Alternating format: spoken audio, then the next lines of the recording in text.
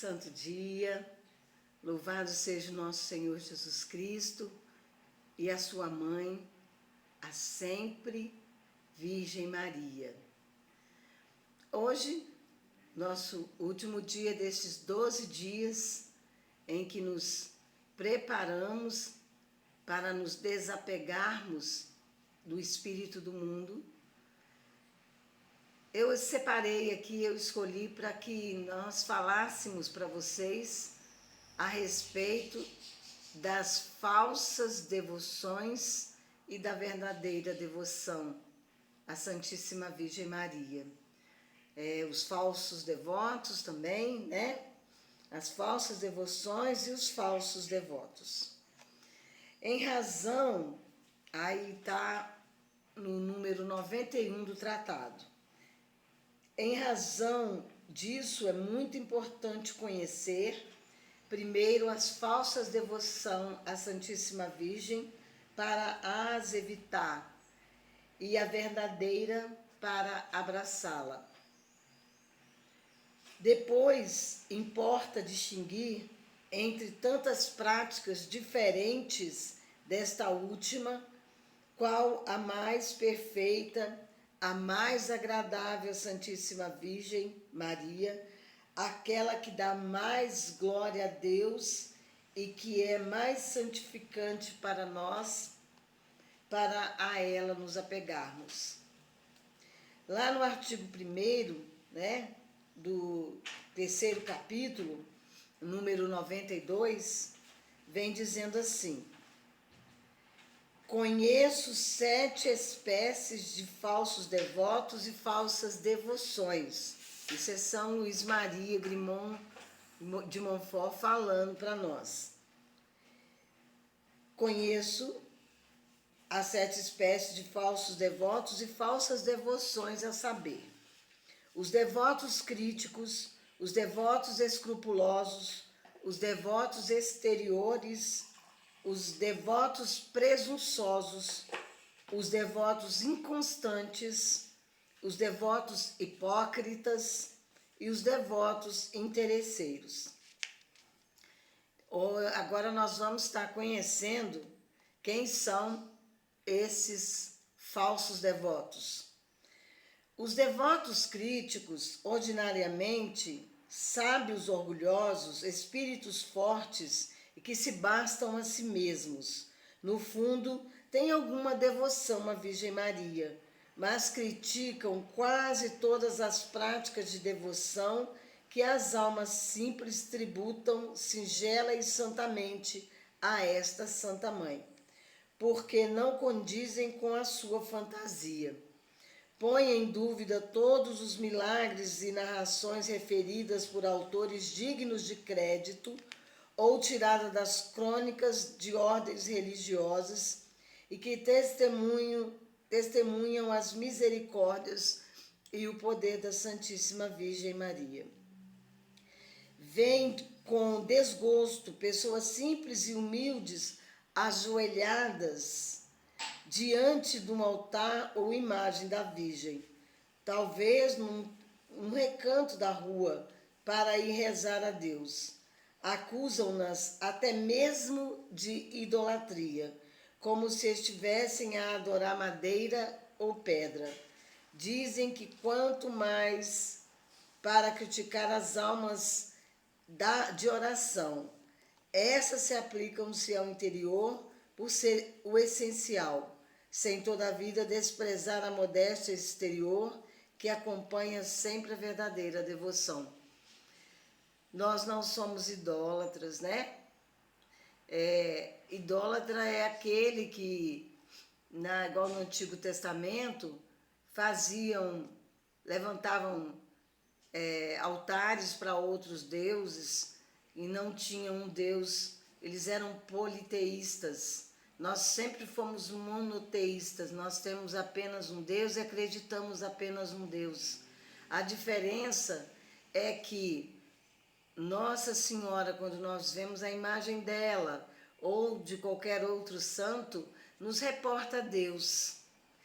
E idólatras são pessoas que hoje em dia colocam dinheiro, coloca o trabalho, coloca o lazer demasiado, né? Como principal, não coloca Deus acima de todas as coisas. Ontem, na Santa Missa, nós ouvimos bem o evangelho que Jesus falou ali sobre o primeiro mandamento, amar a Deus sobre todas as coisas, e o segundo, amar ao próximo como a ti mesmo. E nós fazemos isso, nós colocamos Deus em primeiro lugar. Eu creio que todo este grupo que está aqui coloca Deus em primeiro lugar. Nós não somos idólatras. A imagem nos reporta a Deus. A imagem não é idolatria. Depois vem os devotos presunçosos.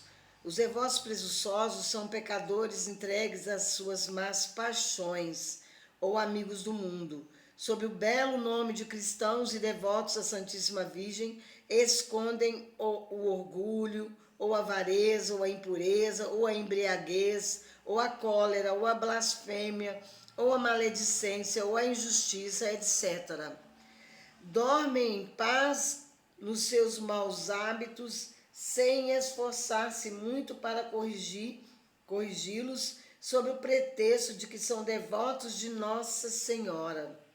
E dizem consigo mesmo que Deus lhes perdoará, que não hão de morrer sem confissão e não serão condenados, porque rezam os terços, porque jejuam os sábados e porque pertencem a alguma confraria do Santo Rosário, porque usam escapulário, ou porque trazem o hábito da cadeiazinha, né? Da Santíssima Virgem. Se alguém lhes diz que a sua devoção não passa de ilusão do demônio e de perniciosa presunção, capaz de os condenar, não querem acreditar.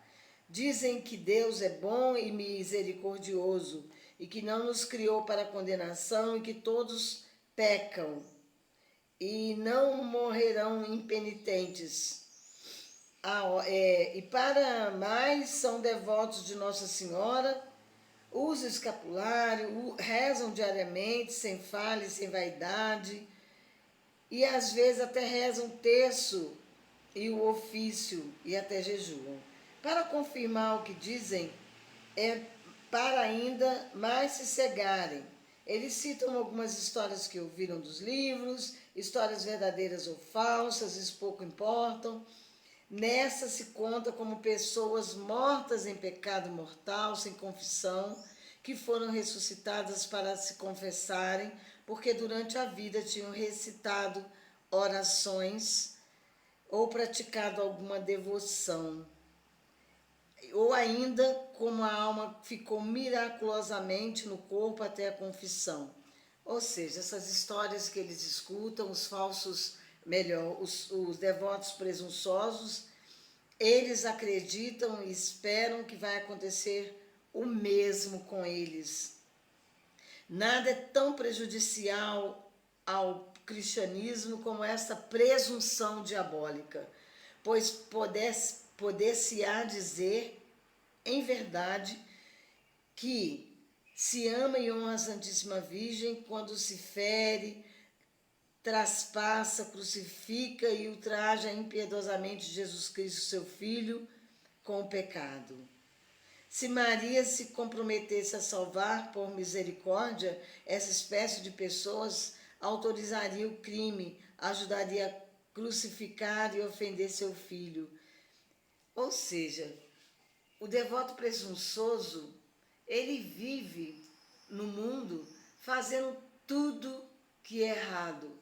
Ele, porque acha que reza, porque acha que cumprem os preceitos da Igreja Católica, mas continuam pecando.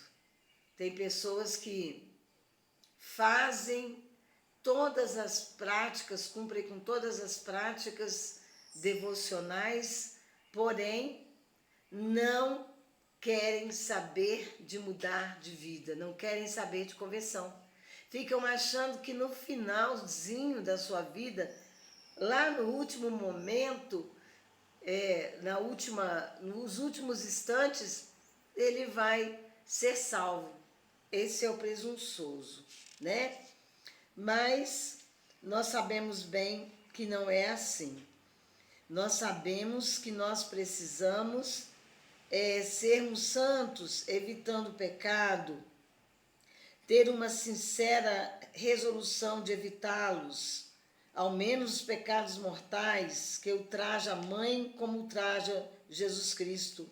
Fazer violência contra si mesma, a gente já falou isso aqui também, para evitar os pecados, entrar em algum movimento, em alguma, aqui fala confraria, mas hoje nós temos aí Legião de Maria, nós temos tantos movimentos, né? E também rezar o terço, o Santo Rosário, ou outras orações, jejuar ao sábado, etc. Isso é de uma utilidade maravilhosa para a conversão do pecador, mesmo endurecido. Se o meu leitor está nesse caso, aconselho que faça, ainda mesmo que já tenha um pé no abismo. Faça estas boas obras unicamente com o fim de obter de Deus a intercessão da Santíssima Virgem, a graça da contrição e do pecado e o perdão dos seus pecados e a graça de vencer os maus hábitos. Não façam, porém, pensando que poder-se-á demorar tranquilamente no estado